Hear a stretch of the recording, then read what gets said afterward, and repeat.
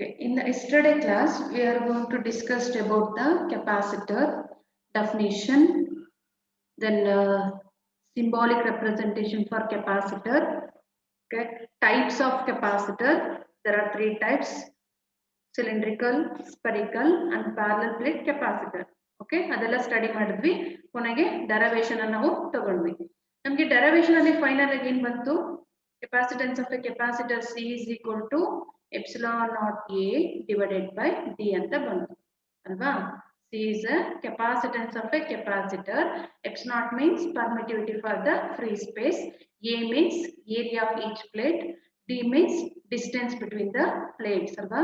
Parallel plate ಅಂತ ತಗೊಂಡ್ರೆ okay, this is the plus Q charge minus Q charges. D is the distance between the plates. A is the area of cross section. Potential V1 and V2. Okay. Sometimes they are asking what is the net charge on a capacitor. However, total charge net andrenu total charge ಎಷ್ಟಿದೆ? Here plus Q minus Q. The total charge is 0. Okay, dipole allu kuda the total charge on a dipole is also 0. Hence, the net charge on a capacitor is also 0. Okay, in this class we are going to discuss some concept related to yesterday, that is capacitance. ನೋಡೋಣ ಏನಂದ್ರೆ expression for relative permittivity. Relative permittivity means ಹಂಗಂದ್ರೇನು dielectric constant ಅಂತ. In terms of capacitance, capacitance ಅಲ್ಲಿ ಯಾವ ತರ ಹೇಳಬೇಕು? Relative means ಒಂದಕ್ಕೊಂದು relation ಇದೆ. Okay, relatives ಅಂದ್ರೆ ಗೊತ್ತಿದೆಲ್ಲ, ನಿಮ್ಮ ಸಂಬಂಧಿಕರು. ಇಲ್ಲೂ ಕೂಡ ಹೇಗೆ ರಿಲೇಟ್ ಮಾಡ್ತಿದ್ವಿ ಪರ್ಮಿಟಿವಿಟಿನ? ಯಾವ ಕೇಸಲ್ಲಿ? ಕೆಪಾಸಿಟರ್. ಇದು ನೋಡ್ಲಿಕ್ಕೆ ಅಷ್ಟು ಟಫ್ ಇದೆ ಅಷ್ಟೇ ಹೆಡ್ಲೈನ್, ಬಟ್ ತುಂಬಾ ಈಸಿ. ಏನಂದ್ರೆ ನೋಡಿ, when parallel plate is placed in a, ಇದು ಪ್ಯಾರಲಲ್ ಪ್ಲೇಟ್ ನಿನ್ನ ಡೆರಿವೇಶನ್ಸ್ ಮಾಡಿದ್ವಲ್ವಾ? ಇದು ಇವೆರಡರ ಮಧ್ಯ ನಾನೇನ್ ಇಡ್ಬೇಕಂತ ಹೇಳಿದೆ? ಡೈಎಲೆಕ್ಟ್ರಿಕ್ ಮೀಡಿಯಂ ಅನ್ನ ಇಡಬೇಕು ಅಂತ ಹೇಳಿದೆ. ಡೈಎಲೆಕ್ಟ್ರಿಕ್ ಮೀಡಿಯಂ ಯಾಕೆ ಇಡ್ಬೇಕು ಅಂದ್ರೆ ಅವು ಕರೆಂಟ್ ಅನ್ನ ಅಲೋ ಮಾಡಲ್ಲ. ಹೆನ್ಸ್ ಪಾಸಿಟಿವ್ ಚಾರ್ಜ್ ಇಲ್ಲೇ ಇರುತ್ತೆ, ನೆಗೆಟಿವ್ ಚಾರ್ಜ್ ಇಲ್ಲೇ ಇರುತ್ತೆ. ಅಂದ್ರೆ ಚಾರ್ಜಸ್ ಇಲ್ಲಿ ಸ್ಟೋರ್ ಆಗ್ತಾ ಹೋಗುತ್ತೆ. ಅದರ್ವೈಸ್ ಅವೆರಡು ಏನಾಗುತ್ತೆ? ಕ್ಯಾನ್ಸಲ್ ಆಗ್ಬಿಡ್ತಿತ್ತು ಅಲ್ವಾ? ಇಲ್ಲಿ ಪ್ಲಸ್ ಕ್ಯೂ ಇರ್ತದೆ, ಇಲ್ಲಿ ನೆಗೆಟಿವ್. ಓಕೆ, ಈಗ ಡೈಎಲೆಕ್ಟ್ರಿಕ್ ಮೀಡಿಯಂ ನಾನು ಯಾವ್ದು ತಗೊಂಡಿದ್ದೀನಿ? ಏರ್ ಅಥವಾ ಎಂಟಿ ಸ್ಪೇಸ್ ಅಂತ ತಗೊಂಡಿದ್ದೀನಿ. ಏರ್ ಸ್ಪೇಸ್ ಅಂತ ತಗೊಂಡಾಗ ನಮಗೆ ಕೆಪಾಸಿಟೆನ್ಸ್ ಎಷ್ಟು ಬಂತಪ್ಪ? ಸಿ ಅಂದ್ರೇನು? The capacitance of A capacitor when it is placed between the air medium ನಲ್ಲಿ ಇಟ್ಟಾಗ. ಅದನ್ನೇ ಅಲ್ಲಿ ಫಸ್ಟ್ ಹೇಳಿದ್ದಾರೆ ನೋಡಿ, the capacitance of a parallel plate capacitor with the free space between the plates. ಹಾಗಾದ್ರೆ ಆ ಪ್ಲೇಟ್ ಮಧ್ಯೆ ಏನಿರ್ಬೇಕು? ಫ್ರೀ ಸ್ಪೇಸ್, ಖಾಲಿ ಜಾಗ ಇರಬೇಕು. ಅವಾಗ ನಮ್ಗೆ ಏನ್ ಬರುತ್ತೆ ಇಕ್ವೇಶನ್? CA ಅಂದ್ರೆ capacitance of A air medium ಅಂತ. ದಟ್ ಈಸ್ ಈಕ್ವಲ್ ಟು ಗೊತ್ತಿದೆ, epsilon naught A divided by D. This is very important equation. This is equation number 1. Okay. Next, if the medium between the plates, suppose ನಾನು ಏನ್ ಮಾಡ್ತಿದ್ದೀನಿ, ಈಗ ಇಲ್ಲಿ plates ಇದೆ. This is positive ನೋಡಿ, equal length ಬರಿಬೇಕಿದು. Same ಇದು ಎಷ್ಟು length ಇದೆನೋ ಅಷ್ಟೇ ಲೆಂತ್ ಇಲ್ಲೂ ಬರಿಬೇಕು. Minus charges. ಈಗ ಏನ್ ಮಾಡ್ತಿದ್ದೀನಿ, ಇಲ್ಲಿ ಒಂದು ಮೀಡಿಯಂ ಅನ್ನ ಪ್ಲೇಸ್ ಮಾಡ್ತಾ ಇದೆ, dielectric medium. Other than air, free space ಬಿಟ್ಟು ಬೇರೆ ನಾನು ಏನ್ ಇಟ್ಟಿದ್ದೀನಿ? ಈಗ ಗ್ಲಾಸ್ ಮೀಡಿಯಂ ಅಂತ ಇಟ್ಟಿದ್ದೀನಿ, ಮೈಕಾ ಶೀಟ್ಸ್ ಇಟ್ಟಿದ್ದೀನಿ. ಯಾವುದೋ ಒಂದು ಮೀಡಿಯಂ ಇಟ್ಟಾಗ ನಮಗೆ ಕೆಪಾಸಿಟೆನ್ಸ್ ಏನಾಗುತ್ತೆ? Okay, the capacitance of a capacitor when the medium is placed between the plates is same epsilon naught A divided by D. ಒಂದು ನಮಗೆ ಇಲ್ಲಿ ಮಲ್ಟಿಪ್ಲೈ ಆಗುತ್ತೆ, ದಟ್ ಈಸ್ ಎಪ್ಸಿಲಾನ್ R. ಅಂದ್ರೆ ರಿಲೇಟಿವ್ ಪರ್ಮಿಟಿವ್. ಅಂದ್ರೆ relative ಅಂದ್ರೇನು? ಅಲ್ಲಿ we are going to relate. ಅಂದ್ರೆ first air ಇತ್ತು, ಈಗ ನಾನು ಏನ್ ಇಟ್ಟಿದ್ದೀನಿ? ಗ್ಲಾಸ್ ಇಟ್ಟಿದ್ದೀನಿ. ಗ್ಲಾಸ್ ಇಟ್ಟಾಗ ಅದ್ರಲ್ಲಿ ನಮ್ಗೆ ಎಷ್ಟು ಬರುತ್ತೆ ಪರ್ಮಿಟಿವಿಟಿ? Epsilon R. ಅಂದ್ರೆ relative permittivity of the next glass ಮೀಡಿಯಂಗೆ ಎಷ್ಟಿದೆ ಅನ್ನೋದಕ್ಕೆ ಏನ್ ಮಲ್ಟಿಪ್ಲೈ ಮಾಡಬೇಕು? Just we have to multiply epsilon R. This is equation number 2. Now they are going to divide the relative permittivity of the capacitance of a capacitor when it is placed in a medium to the CA when it is placed in a air. ಈಗ divide ಮಾಡಿ ಏನಾಗುತ್ತೆ? Epsilon not epsilon R A divided by D whole divided by C ಅಂದ್ರೇನು? capacitance of a capacitor when it is placed in a air medium. ಅಲ್ಲಿ ಏನಾಗುತ್ತೆ? epsilon naught A divided by D. Totally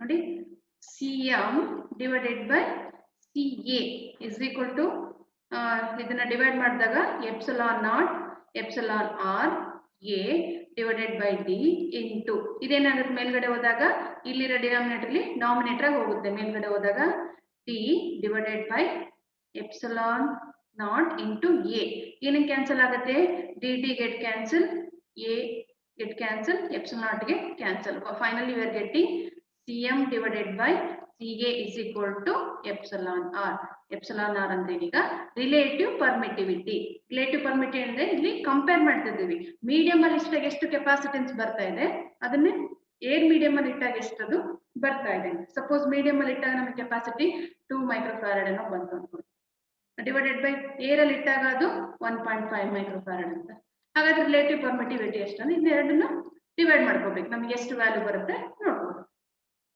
this is about the relay ಹಾಗಾದ್ರೆ ಇದನ್ನ define ಮಾಡಿ ಅಂತ ಕೇಳ್ತಾರೆ define dielectric constant ಅಂದ್ರೆ ಈಗ ಅದೇ ಹೇಳಿದ್ವಲ್ವಾ K or relative permittivity of in terms of a capacitance of a capacitor ಅಂದ್ರೆ epsilon r ಅಂದ್ರೂ ಒಂದೇ ಇಲ್ಲಿ ಡೈಎಲೆಕ್ಟ್ರಿಕ್ ಕಾನ್ಸ್ಟೆಂಟ್ ಅಂದ್ರೂ ಒಂದೇ ಎರಡನೇ ಇದೆ ಇನ್ ಕೇಸ್ ಆಫ್ ಕೆಪಾಸಿಟರ್ ಅಲ್ಲಿ ಎಪ್ಸಿಲಾನ್ ಆರ್ ಎಷ್ಟು ಬರುತ್ತೆ ಅಂದ್ರೆ ಆಲ್ರೆಡಿ ನಾನು ಹೇಳಿದ್ದೀನಿ epsilon R is equal to CM divided by CA okay ಯಾವಾಗ when the plate the capacitance of a capacitor CM ಅಂದ್ರೇನು capacitor of capacitor with dielectric medium ಅಂದ್ರೆ ಯಾವುದೋ ಒಂದು ಮೀಡಿಯಂ ಅಲ್ಲಿ ಇಟ್ಟಾಗ ಪ್ಲೇಟ್ಸ್ ಅನ್ನ ಅಂದ್ರೆ ಈ ಪ್ಲೇಟ್ ಮಧ್ಯ ಮೀಡಿಯಂ ಇರುತ್ತೆ ಇದ್ದಾಗ ಯಾವ್ದು ಬರುತ್ತೆ ಈಕ್ವೇಶನ್ ಇದು ನೆಕ್ಸ್ಟ್ ಇಲ್ಲಿ ನಾಟ್ ಅಂತಿದೆ ನಾಟ್ ಅಂದ್ರೂ ಒಂದೇ ಏರ್ ಅಂದ್ರೂ ಒಂದೇ ಎರಡು ಒಂದೇ ನಾನು ಎ ತಗೊಂಡಿದ್ದೀನಿ ಏರ್ ಅಂದ್ರೂ ಒಂದೇ ಇಲ್ಲಿ ಫ್ರೀ ಸ್ಪೇಸ್ ಅಂದ್ರೂ ಒಂದೇ ಸಿ ಎ ಅಂದ್ರೆ ಏನಿಲ್ಲಿ capacitance of the same capacitor with free space ಅಂತ ಇದು ರೇಷಿಯೋ ಏನಂತೀವಿ ನಾವು relative permittivity just we are going to relate ಒಂದಕ್ಕೊಂದು ಎಷ್ಟಿದೆ ಅನ್ನೋದನ್ನ ನಾವು ರಿಲೇಷನ್ ನೋಡೋದಕ್ಕಿಂತ ರಿಲೇಟಿವ್ ಪರ್ಮಿಟಿವಿಟಿ ಅಂತ ಹೇಳ್ತೀವಿ ಓಕೆ ನಿಮ್ಗೆ ಏನಾದ್ರು ಡೌಟ್ ಇದ್ರೆ ಲಾಸ್ಟ್ 10 minutes ಟೈಮ್ ಕೊಡ್ತೀನಿ ಅವಾಗ ಕ್ಲಾರಿಫೈ ಮಾಡಿ ಏನಾದ್ರು ಡೌಟ್ಸ್ ಇದ್ರೆ ಜಸ್ಟ್ ನೀವು ಚಾಟ್ ಬಾಕ್ಸ್ ಅಲ್ಲಿ ಮೆಸೇಜ್ ಅನ್ನು ಹಾಕಿ ಯಾರು ಮೆಸೇಜ್ ಹಾಕ್ತಿರಲ್ವೋ ಅದನ್ನು ಅನ್ಮ್ಯೂಟ್ ಮಾಡ್ಕೊತೀನಿ okay next combination of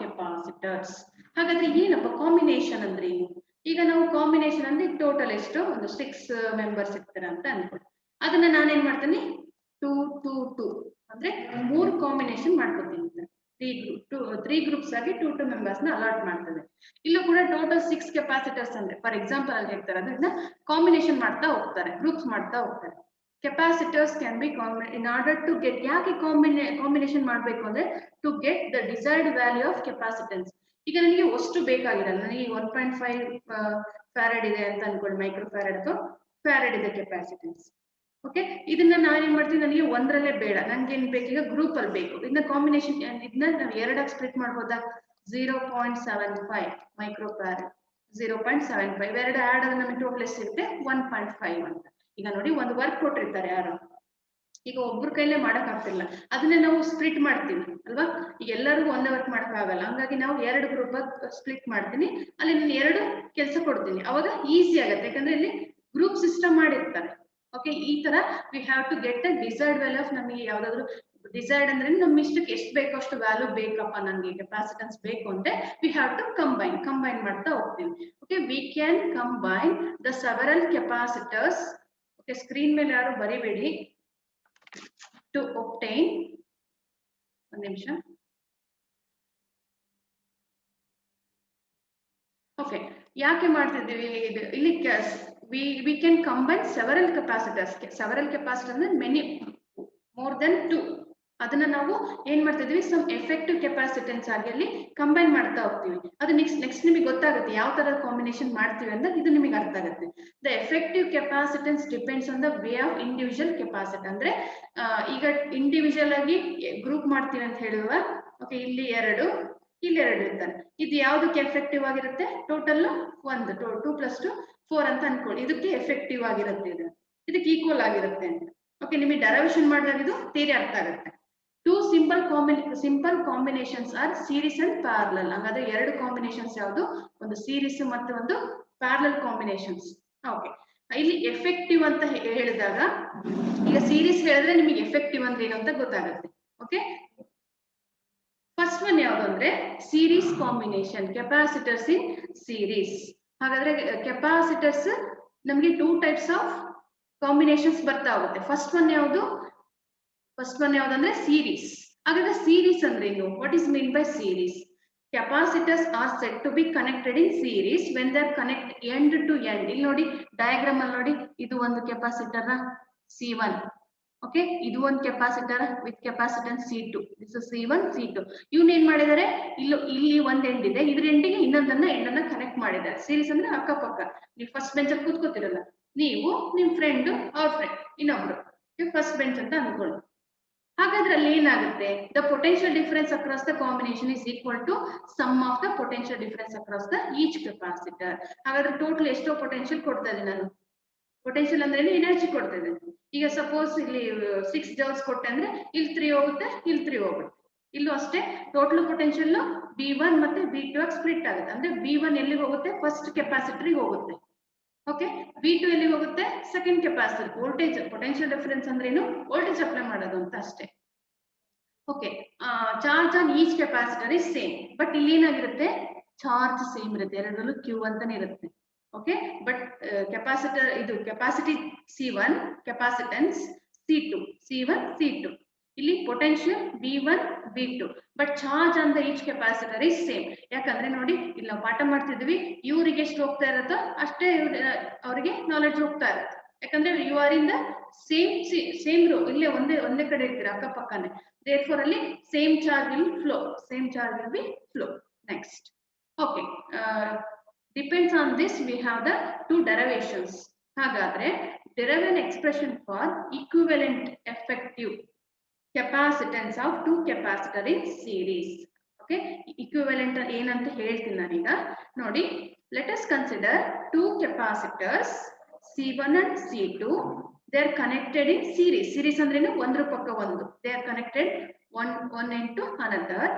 Okay, next, in figure A and B are the 2 capacitors in series. ತೋರಿಸ್ತಾ ಇದೀವಿ, A and B are the 2 capacitors in series. C1 and C2 are the capacitance of A and B. Next, B1 B2 are the potential difference across A and B. ಹೇಳಿದ್ನಲ್ಲ, ಇಲ್ಲಿ total potential V ಇರುತ್ತೆ, ಇಲ್ಲಿ V1 ಹೋಗುತ್ತೆ, ಇಲ್ಲಿ V2 ಆಗುತ್ತೆ. Next, Q ಅಂದ್ರೆ ಏನು? Charge on each capacitor. ಹಾಗಾದ್ರೆ ಇವೆರಡು ಕೆಪಾಸಿಟರ್ C1 C2 ಯಾವ್ದಕ್ಕೆ ಈಕ್ವಲ್? ಒಂದು single effective capacitance when connected in series. For example ನೋಡಿ, ಕೆಲವೊಂದ್ಸರಿ ನಾವು ಜೋಕ್ ಹೇಳ್ತೀವಿ, ಇದನ್ನ ತುಂಬಾ ಸೀರಿಯಸ್ ಆಗಿ ಏನು ತಗೋಬೇಡಿ. ಈಗ ಒಂದು ಜೋಕಲ್ಲಿ ಏನ್ ಹೇಳ್ತಾರೆ ಅಂದ್ರೆ, ಒಂದು ಹುಡುಗಿಗೆ 90 ಮಾರ್ಕ್ಸ್ ಬಂದಿರುತ್ತೆ ಅಂತ ಅನ್ಕೊಳ್ಳಿ ಅಲ್ವಾ? ಟೋಟಲ್ 90 ಮಾರ್ಕ್ಸ್ ಬಂದಿರುತ್ತೆ. ಆವಾಗ ಹುಡುಗರು ಹೇಳ್ತಾರೆ, ಅಮ್ಮ ನೀನು 90 ಮಾರ್ಕ್ಸ್ ಅಲ್ಲಿ 3 ಜನ ಪಾಸ್ ಆಗ್ತಿದ್ವಿ ಅಂತ ಅಲ್ವಾ? ಈ 3 ಮೆಂಬರ್ಸ್ ಸೇರಿ ತೆಗಿಯಂತ ಮಾರ್ಕ್ಸ್ ಅನ್ನಲ್ಲಿ ಫಸ್ಟ್ ಒಂದು ಹುಡುಗಿ ತೆಗೆದಿರ್ತಾಳೆ ಅಂತ ಅನ್ಕೊಳ್ಳಿ. This is part of A joke ಅಷ್ಟೇ ಇದು. ಇಲ್ಲೂ ಕೂಡ ಇವರಿಬ್ರು ತೆಗಿಯಂತ ಮಾರ್ಕ್ಸ್ ಅನ್ನ ಒಬ್ಬ ಹುಡುಗಿ ಬೇಕಾದ್ರೆ ತೆಗಿತಾಳೆ ಅನ್ನೋದು, ಅದನ್ನ ನಾವೇನಂತೀವಿ? ಎಫೆಕ್ಟಿವ್ ಅಂತೀವಲ್ವಾ? ಅವಳಿಗೇನಂತೀವಿ ನಾವು? ಎಫೆಕ್ಟಿವ್ ಅಥವಾ ಈಕ್ವಲೆಂಟ್ ಅಂತ. ಅರ್ಥ ಆಗ್ತಿದನ ಜೋಕು? ಜೋಕ್ ಅಂತ ಅನ್ಕೋಬೇಡಿ, this is series combination. Okay, ಹಾಗಾದ್ರೆ ಇಂಡಿವಿಜುವಲ್ ನೋಡಿ, ಇಲ್ಲಿ 45 ಮಾರ್ಕ್ಸ್, ಇಲ್ಲಿ 45 ಮಾರ್ಕ್ಸ್, ಇಬ್ರು ಹುಡುಗರು ತೆಗಿತಾ ಇದ್ದಾರೆ. ಇದ್ರ ಈಕ್ವಲ್ ಆಗಿ ಇನ್ನೊಬ್ರು 90 ಮಾರ್ಕ್ಸ್ ತೆಗಿತಾ ಇದ್ದಾರೆ. ಹಾಗಾದ್ರೆ ಎಫೆಕ್ಟಿವ್ ಯಾವುದು? ಇದು ಅಲ್ವಾ? These are equivalent. ಇಕ್ವಿವೆಲೆಂಟ್ ಅಂದ್ರೆ ಈ ಸಿಂಬಲ್ ಬರೀಲೇಬೇಕು, ಸರ್ಕ್ಯೂಟ್ ನೀಟಾಗಿ ನೋಡ್ಕೊಳ್ಳಿ. This is equivalent to the single capacitance with effective capacitance. S ಅಂದ್ರೆ ಇಲ್ಲಿ series. Capacitance of a capacitor, the effective capacitor when they are connected in series, CS ಅಂತ ಬರುತ್ತೆ. ಹಾಗಾದ್ರೆ ಈ ಕೇಸಲ್ಲಿ ಎಷ್ಟು ಬರುತ್ತೆ series capacitance, effective capacitance ಎಷ್ಟು ಬರುತ್ತೆ ಅನ್ನೋದನ್ನ ನೋಡೋಣ. Derivation very simple ಇದೆ. In series combination ಗೊತ್ತಿದೆ ನಮಗೆ, ಈ ಕಾಂಬಿನೇಷನ್ ಅಲ್ಲಿ total potential is equal to what is this? V1 plus V2, sum of the individual potential difference, that is V is equal to V1 plus V2. This is equation number 1. ನೋಡಿ, ತುಂಬಾ simple ಇದೆ derivations ಇವು. We know that capacitance of a capacitor is equal to Q by V ಅಂತ ಹೇಳಿದ್ವಿ ಅಲ್ವಾ? Last ಎಲ್ಲ ನಾನು ನಿನ್ನೆ ಕ್ಲಾಸ್ ಮಾಡುವಾಗ ಹೇಳಿದ್ದೀನಿ, ಕೆಪಾಸಿಟೆನ್ಸ್ ಅಂದ್ರೆ ಏನು? Charge on each plate to the potential difference ಅಂತ ಹೇಳಿದ್ವಿ. ಈ ರಿಲೇಷನ್ ಅನ್ನು ಯೂಸ್ ಮಾಡಿ ನಮಗೆ ಬೇಕಾಗಿರೋ ವ್ಯಾಲ್ಯೂ ಯಾವ್ದೀಗ? V ಬೇಕು. ಯಾಕಂದ್ರೆ ನಮಗೆ V1 V2 ಗೊತ್ತಿಲ್ಲ, ಅದನ್ನ ಸಬ್ಸ್ಟಿಟ್ಯೂಟ್ ಮಾಡ್ಬೇಕಂದ್ರೆ V ಕಳಿಸಿ C ಬರಲಿ. Therefore V is equal to Q divided by C. ಇದು V ಆಯ್ತು. But I want V1. ನೋಡಿ, ಇಲ್ಲಿ V1 ಇದೆ, ಓಕೆ. ಬಟ್ Q1 Q2 ಅಂತ ಏನಿಲ್ಲ, ಜಸ್ಟ್ ಚಾರ್ಜ್ ಏನಾಗಿರುತ್ತೆ ಸೇಮ್ ಇರುತ್ತೆ ಎರಡರಲ್ಲೂ. ಇಲ್ಲಿ ಎಷ್ಟು ಚಾರ್ಜ್ ಬರ್ತಾ ಇರುತ್ತೋ ಅಷ್ಟೇ ಚಾರ್ಜ್ ಇಲ್ಲಿ ಹೋಗ್ತಾರೆ, because they are in series combination. ಒಂದ್ರ ಪಕ್ಕ ಒಂದಿರೋದ್ರಿಂದ ಒಂದೇ ಚಾರ್ಜ್ ಫ್ಲೋ ಆಗುತ್ತೆ. ಹೇಳಿದ್ನಲ್ಲ, ಇಲ್ಲಿ ನಾವು ಪಾಠ ಮಾಡ್ತಿರೋದು ಫಸ್ಟ್ ಬೆಂಚ್ ಅಲ್ಲಿರೋ ಫಸ್ಟ್ ಹುಡುಗಿ ಎಷ್ಟು ಹೋಗ್ತಾ ಇರುತ್ತೋ ಸೆಕೆಂಡ್ ಹುಡುಗಿಗೂ ಅಷ್ಟೇ ಅವರಿಗೆ ಹೋಗ್ತಾ ಇರುತ್ತೆ. ಇಲ್ಲಿ ಅವಾಗ ನಮಗೆ ಇಲ್ಲಿ Q ಅನ್ನ ಕಾನ್ಸ್ಟೆಂಟ್ ಇಡ್ಬೇಕು, ಯಾಕಂದ್ರೆ ಚಾರ್ಜ್ ಸೇಮ್. ಬಟ್ ಕೆಪಾಸಿಟೆನ್ಸ್ ಏನು ಚೇಂಜ್ ಆಗುತ್ತೆ.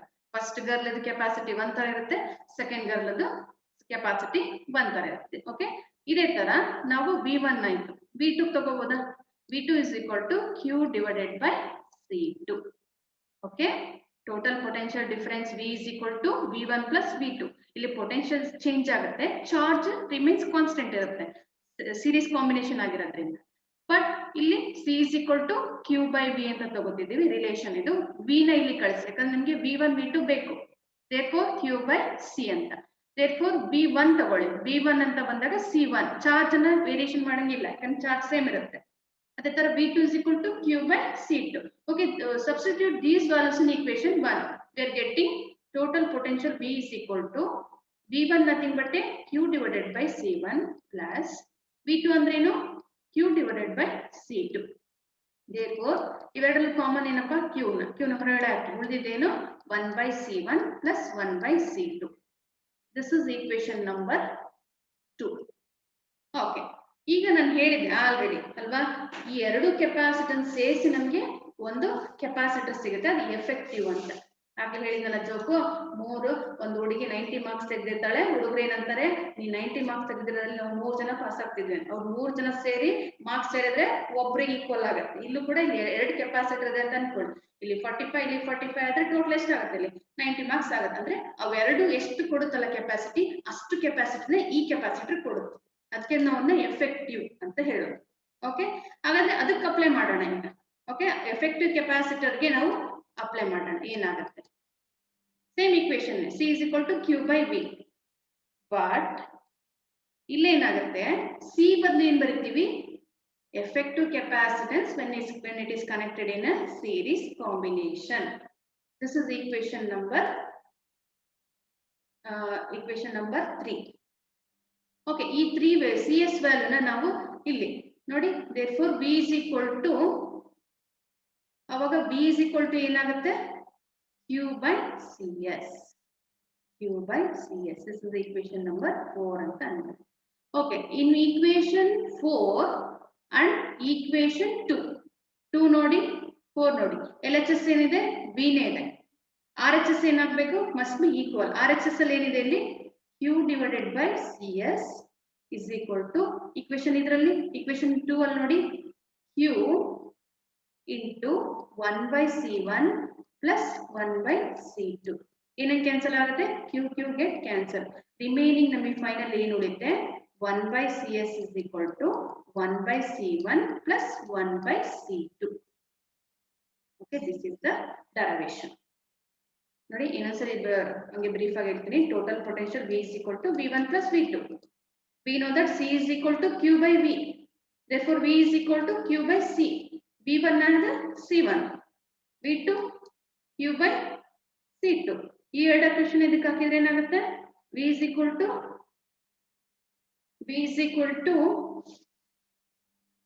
Q by C1 plus Q by C2. Common ತೆಗಿರಿ, 1 by C1 plus 1 by C2. ಅಲ್ಲಿಗೆ ಅರ್ಧ ಕೆಲಸ ಮುಗಿಯಿತು. ನೆಕ್ಸ್ಟ್ ಏನ್ ಮಾಡ್ತೀವಿ, ಎಫೆಕ್ಟಿವ್ ತಗೋತೀವಿ. ಎಫೆಕ್ಟಿವ್ ತಗೊಳ್ಳುವಾಗ ಸೇಮ್ ರಿಲೇಷನ್ ತಗೊಳ್ಳಿ, V is equal to Q by C ಅಂತಾನೆ ತಗೊಳ್ಳಿ, C ಬದಲು CS ಅಂತ ತಗೋತೀವಿ.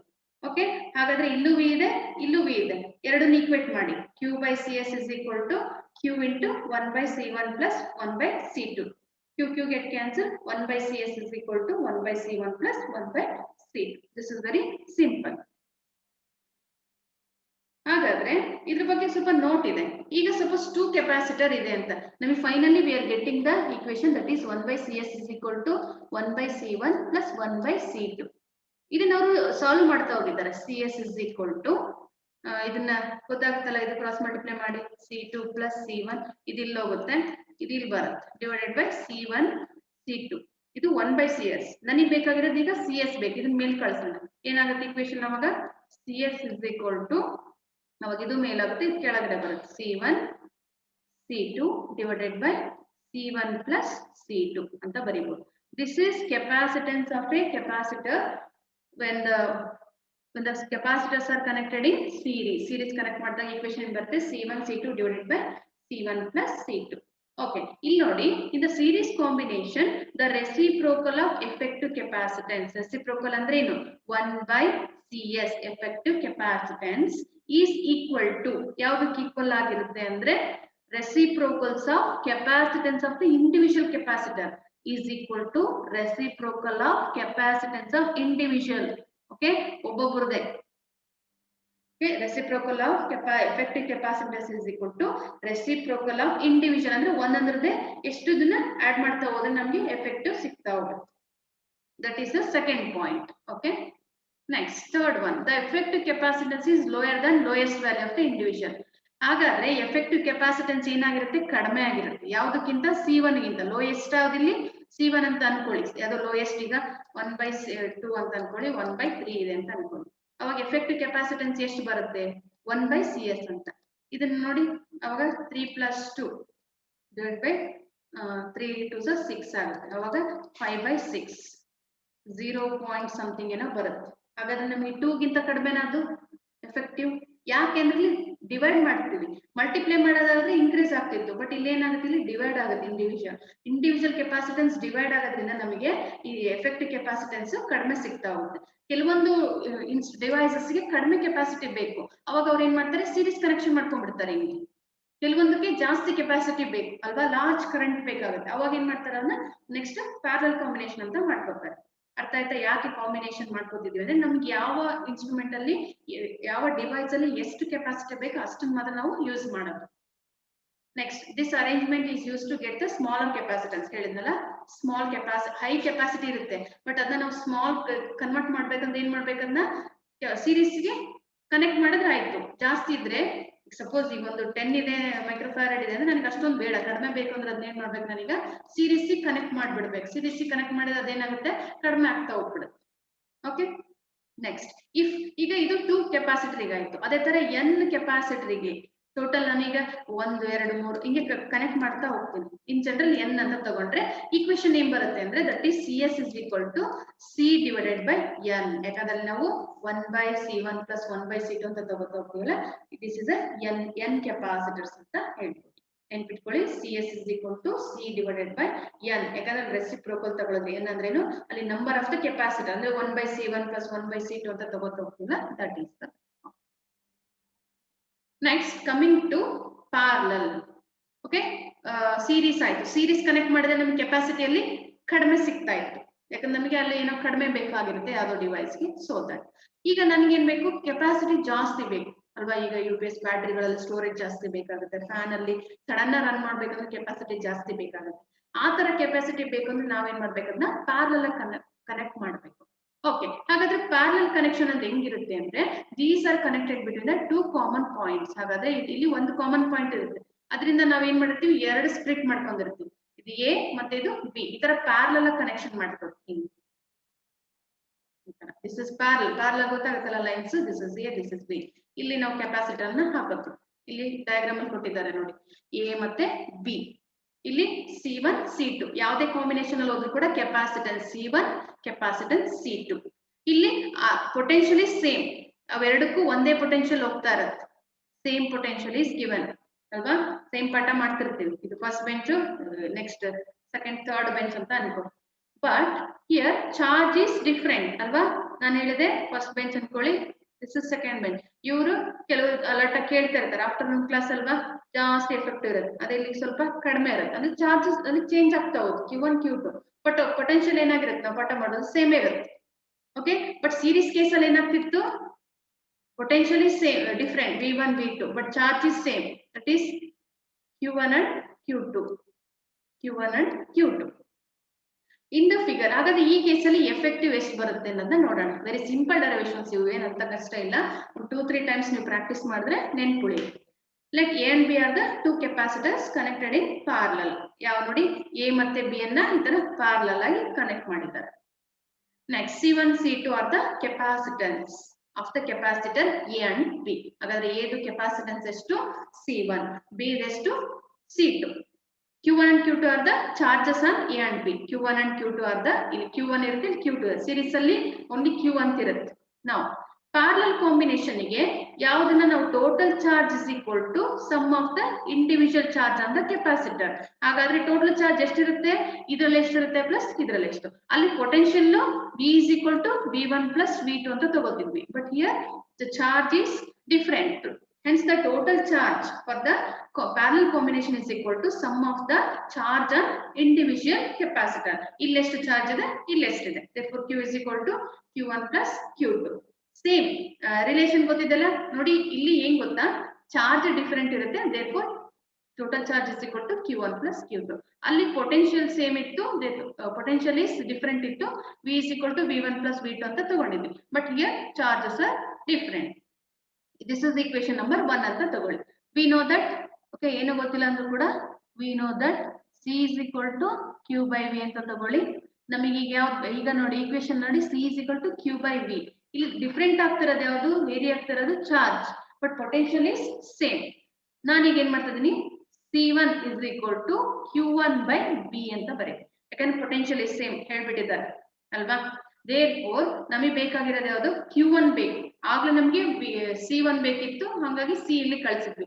ಬಟ್ we want Q1 ಬೇಕಾಗಿರೋದ್ರಿಂದ ಈಕ್ವೇಶನ್ ಅಲ್ಲಿ Q1 ಅಲ್ಲೇ ಇಟ್ಕೊಳ್ಳಿ, ಇದನ್ನ ಮಲ್ಟಿಪ್ಲೈ ಮಾಡಿ. ಏನಾಗುತ್ತೆ ಅವಾಗ, Q1 is equal to C1 into V ಅಂತ ಬಂತು. This is important. ಇಲ್ಲಿವರೆಗೂ ಅಷ್ಟೇ ನಮ್ಮ ಕೆಲಸ, ಆಮೇಲೆಲ್ಲ ಸಬ್ಸ್ಟಿಟ್ಯೂಷನ್ ಅಷ್ಟೇ. Q1 C1 V ಆದ್ರೆ Q2 ಏನಾಗುತ್ತೆ, ಕೆಪಾಸಿಟೆನ್ಸ್ ಚೇಂಜ್ ಆಗುತ್ತಲ್ವಾ, C2, but potential is same. Okay, substitute these values in equation 1. Our total charge Q is equal to C1V, because Q1 andrenu C1V plus C2 into V. Q is equal to common in errorallo V common C1 plus C2. Okay, this is equation number 2 ಅಂತ ಅನ್ಕೊಳ್ಳಿ. Okay, ಇದು left side ಇದೆ.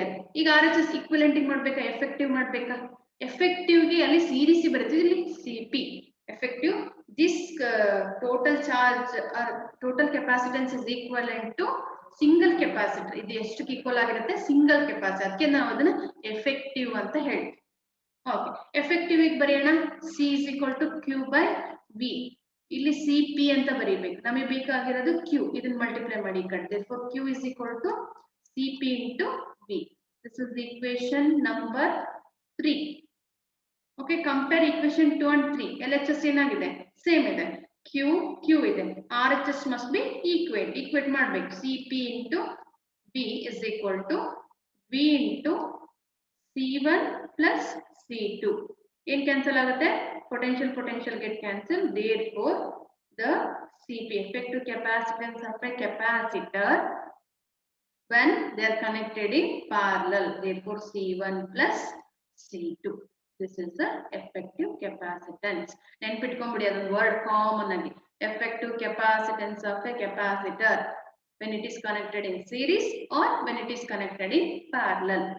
Okay, next some note points are there, same as usual. Series combination ಏನಾಗಿತ್ತು, ಇಲ್ಲಿ parallel ಏನಾಗಿದೆ ಅಂತ. In parallel combination, the equivalent capacitance is the sum of the individual capacitance. ಈಗ ಬಂದಿದೆ equation. CP is equal to what? C1 plus C2. ಇಲ್ಲಿ ಏನಾಗ್ತಿದೆ, some ಆಗ್ತಿದೆ. But ಆಗ್ಲೇ ಸೀರೀಸ್ ಅಲ್ಲಿ ಏನಾಗ್ತಿತ್ತು, ರೆಸಿಪ್ರೋಕಲ್ ಅಂತ ಹೇಳಿದ್ವಿ. Wait a minute.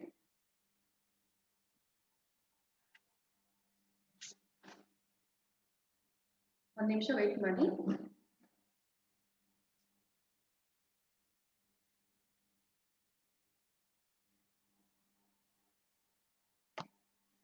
Okay. In case of series, one reciprocal anta tagota idi, 1 by C1 plus reciprocal of individual capacitors. But in case of parallel, CP is equal to sum of the just individual capacitance na sum ಮಾಡ್ತಾ ಇದೀವಿ. This is parallel combination. Okay, sum of the individual capacitance. First point artha aita. In parallel combination, the effective capacitance andre ಏನರ್ಥ, sum of individual capacitance. ಈ ತರ sum plus. Next, second point ನೋಡಿ, the effective capacitance is greater than greatest individual. Suppose for example ಈಗ C1 ಎಷ್ಟಿದೆ, ಒಂದು 5 ಇದೆ ಅಂತ ಅನ್ಕೊ microfarad. C2 ಎಷ್ಟಿದೆ? ಒಂದು 7 ಮೈಕ್ರೋಫ್ಯಾರಡ್ ಅಂತ ಇದೆ ಅಂತ. ಹಾಗಾದ್ರೆ ಎಫೆಕ್ಟಿವ್ ಏನಾಗುತ್ತೆ? Cp is equal to C1 ಎಷ್ಟು 5 ಪ್ಲಸ್ C2 ಅಂದ್ರೆ ಏನು 7. ಟೋಟಲ್ ಆಡ್ ಮಾಡಿದ್ರೆ ಏನಾಗುತ್ತೆ? 5 ಪ್ಲಸ್ 7 is 12 ಆಗುತ್ತೆ. ಹಾಗಾದ್ರೆ ಈ ಎಫೆಕ್ಟಿವ್ ಕೆಪಾಸಿಟೆನ್ಸ್ ಏನಾಗುತ್ತೆ? 12 is 5 ಪ್ಲಸ್ 7 ಅಂತ ಆಗುತ್ತೆ.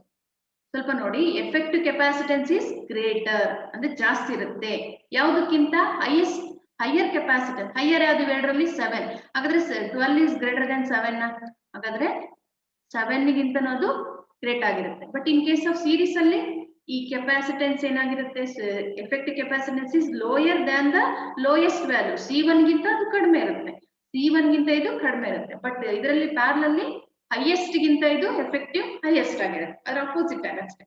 Okay, next increase in the number of capacitor in parallel combination increases the effect ಅಲ್ವಾ. ನಾನು ಆಡ್ ಮಾಡ್ತಾ ಹೋಗೋದ್ರಿಂದ ಇಲ್ಲಿ ಎಫೆಕ್ಟಿವ್ ಕೆಪಾಸಿಟೆನ್ಸ್ ಏನಾಗುತ್ತೆ? ಜಾಸ್ತಿ ಆಗ್ತಾ ಹೋಗುತ್ತೆ. ಬಟ್ ಇಲ್ಲಿ ಕಡಿಮೆ ಆಗ್ತಾ ಹೋಗುತ್ತೆ, ಯಾಕಂದ್ರೆ ಇಲ್ಲಿ ಡಿವೈಡ್ ಮಾಡ್ತಿದ್ವಿ. ಓಕೆ, ನಾವು ಏನ್ ಮಾಡ್ಬೇಕು? ನನಗೆ ಜಾಸ್ತಿ ನನಗೆ ಎಫೆಕ್ಟಿವ್ ಬೇಕು ಅಂದ್ರೆ ಯಾವ ತರ ಕಾಂಬಿನೇಷನ್ ಮಾಡ್ಬೇಕಿದ್ರೆ ಪ್ಯಾರಲಲ್ ಕನೆಕ್ಟ್ ಮಾಡ್ಕೊಂತ ಹೋದ್ರೆ ಸಾಕು. C1 C2 C3 ಓಕೆ, ಈಗ ಕನೆಕ್ಟ್ ಮಾಡಿದ್ರೆ ನಮ್ಗೆ ಕೆಪಾಸಿಟೆನ್ಸ್ ಜಾಸ್ತಿ ಸಿಗ್ತಾ ಹೋಗುತ್ತೆ. ಕೆಲವೊಂದ್ ಕಡೆ ನಿಮಗೆ ಜಾಸ್ತಿ ಕೆಪಾಸಿಟಿ ಬೇಕು, ಕೆಲವೊಂದ್ ಕಡೆ ಸ್ವಲ್ಪ ಇದ್ರೂ ಸಾಕಾಗುತ್ತೆ. Next, if N identical capacitor ಹೇಳಿದ್ನಲ್ಲ C1 C2 ಅದೇ ತರ Cn ಅಂತಿದೆ. ಈ ಕೇಸಲ್ಲಿ ಹೆಂಗ್ ಬರುತ್ತೆ ಅಂದ್ರೆ n into C. Therefore Cp is equal to multiply ಮಾಡ್ತೀವಿ, ಅದಕ್ಕೆ n ಅನ್ನೇ ಮಲ್ಟಿಪ್ಲೈ ಮಾಡಿದೆ. ಲಾಸ್ಟ್ ಟೈಮು ಸೀರೀಸ್ ಕಾಂಬಿನೇಷನ್ ಅಲ್ಲಿ ನಾನೇನ್ ಮಾಡ್ತಿದ್ದೀನಿ? ಡಿವೈಡ್ ಮಾಡೋದ್ರಿಂದ C/n ಅಂತ ಬರ್ಕೊಂಡಿದ್ದೀನಿ. Okay, these are the some points related to that parallel combination. Okay, ಏನಾದ್ರೂ ಡೌಟ್ ಇದ್ರೆ please raise your hands. I will unmute you.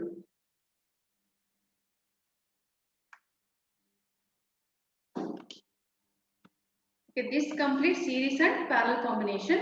Okay, next class ಅಲ್ಲಿ continue ಮಾಡೋಣ. But doubt section ಇದೆ, ಏನಾದರೂ ಡೌಟ್ ಇದ್ರೆ ಕೇಳಿ.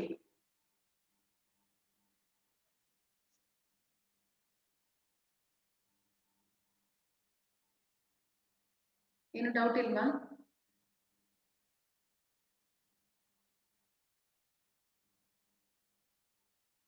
ಡೌಟ್ ಇಲ್ಲ ಅಂದ್ರೂ ಕೂಡ ಸ್ವಲ್ಪ ಮೆಸೇಜ್ ಮಾಡಿ, ನಂಗೆ ಗೊತ್ತಾಗ್ತಿಲ್ಲ ನಿಮ್ಗೆ ಏನ ಡೌಟ್ ಇದೆನೋ ಇಲ್ಲ ಅಂತ. At least 2 or 3 yes or no ಅಂತ ಟೈಪ್ ಮಾಡಿ. ಡೌಟ್ ಇದೆನಾ ಏನಾದ್ರು? No miss. ನಿಮಗೆ ಒಂದು ಅನೌನ್ಸ್ಮೆಂಟ್ ಏನಂದ್ರೆ, ಆಲ್ರೆಡಿ ಪೋಸ್ಟರ್ಸ್ ಕಳಿಸಿದ್ದಾರೆ. Science model association activities.